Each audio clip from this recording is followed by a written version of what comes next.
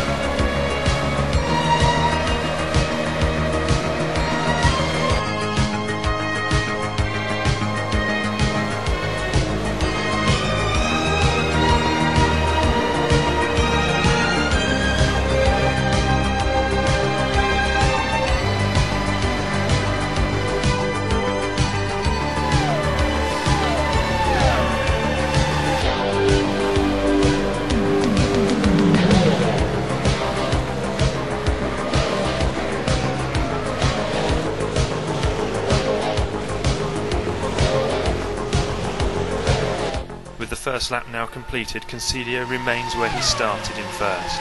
Roland, Muscat and Morris follow him, but after turn 1 they don't. Roland runs wide and spins back across track, collecting Muscat en route to the wall and promoting Morris to second, from Miller, Clark and Carl Smith. Further down the field, multiple car battles were taking place, as cars began to queue up behind Wicks in 10th. Perkins and Lillicorpi chose the same corner to try and overtake the Woods. The Norwegian, squeezing down the inside, finds it too tight to take 3 wide and spins across Wicks, demoting both of them several positions.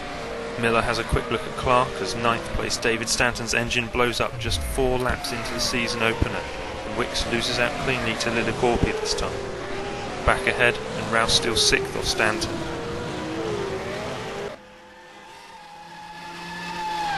Miller's slide costs him 4th to Carl Smith. Fuller's traps Williamson against the wall, but Perkins costs him a position as Morgan outbrakes himself and heads straight into the gravel at turn 3. Walker then makes efforts to try and pass Perkins. Stanton's bad fortune strikes again as on lap 8 for the 3rd year in a row he crashes out at turn 11. Ryan is also in a spin down at turn 1 after trying to pass Morgan. After 10 laps, Concilio's pace has earned him an 8-second lead over Morris, prompting speculation as to whether the leaders are on different strategies. Perkins drops his 10th place, whilst his teammate Rouse gains 5th following a difficult lap for Miller. Miller gathers 4th a lap later by passing Rouse as Clark pits.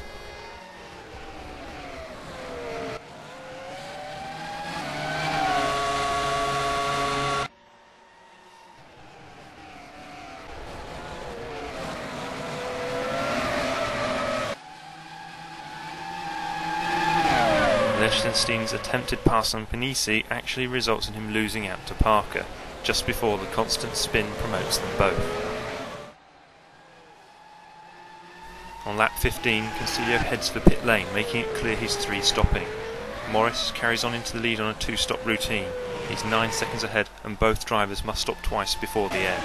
Liechtenstein's crash at turn 11 ruins any chance of a points finish for the Synergetic. With Morris pitting on lap 18, Concilio returns to the lead, and once the opening stops are out of the way, leads Morris by 11 seconds, with an extra stop to make. Carl Smith runs 3rd ahead of Clark, Miller, Rouse and Junt. When fighting over 11th, Perkins and Walker come together.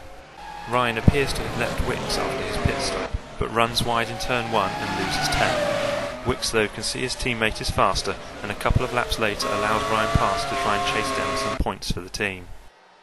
Miller slipstreams into 4th, passing Clark down the start-finish straight.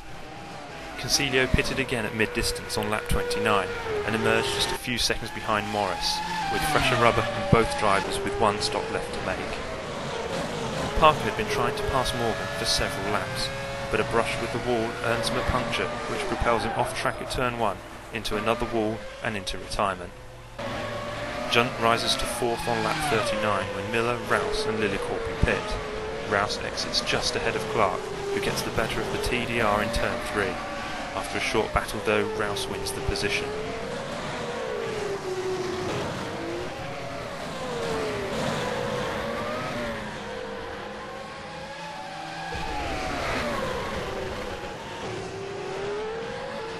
As Morris makes his last stop on lap 40, Concilio finds himself awarded a 20-second lead with 18 laps to go.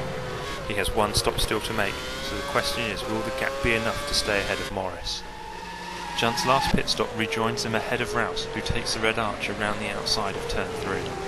Concilio's final stop is made with 15 laps to go. He appears to have made his strategy work as he emerges 2 seconds ahead of Morris. Could the Drake manage to catch the Nordjern in the remaining laps?